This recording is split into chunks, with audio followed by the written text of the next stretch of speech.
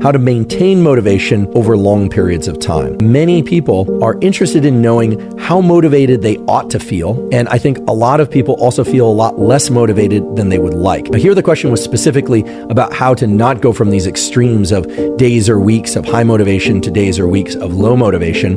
What would be the best set of protocols to normalize those extremes into a more stable and consistent state?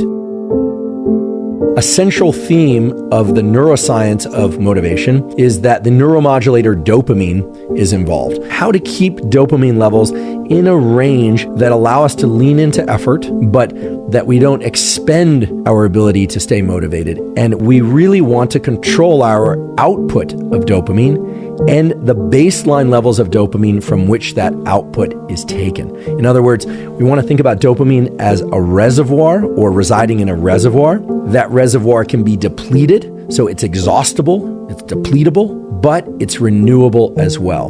Dr. Gillette offered an analogy of the baseline levels of dopamine as a wave pool, and I really like this. So if you think about this pool full of dopamine, and here we're just talking about the dopamine that resides in the circuits of the brain that control motivation, but that pool of dopamine, you can imagine, is just sitting there, not doing much of anything. But if you were to pursue a goal, really, really go forward center of mass for many, many hours or many, many days in some cases, and pursue a goal or multiple goals, and you're really driven to do a ton, what you're effectively doing is generating waves in that wave pool.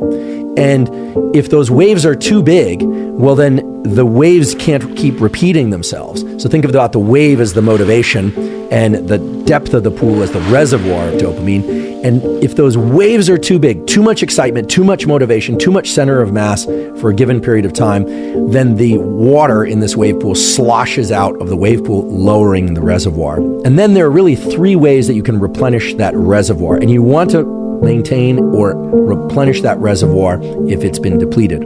How do you do that? Well, first of all, quality sleep.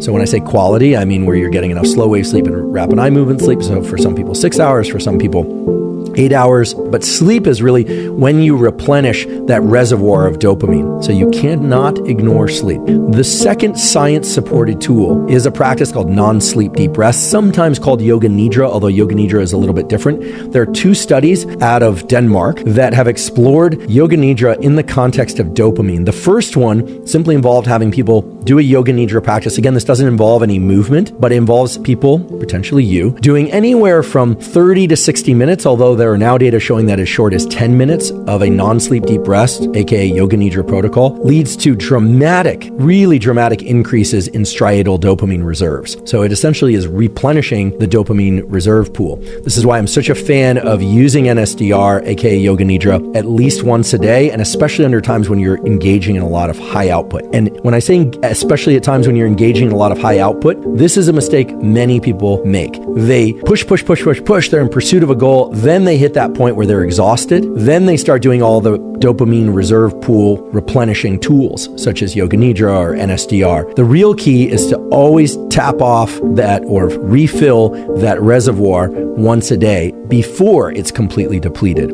Now, this gets into some of the biochemistry of dopamine and the relevant circuits, but it takes a lot longer to restore the dopamine reservoir from a place of complete depletion than it does of partial depletion. So there's an asymmetry in the way this is done. So it's not as if, you drink a glass of water, you fill the glass of water at a certain rate and it fills up to a certain level and the rate is constant. Think about it as once the level of dopamine in your reserve is depleted past a certain point, it takes a lot more effort, much more sleep, much more NSDR, things of that sort to replenish that reservoir.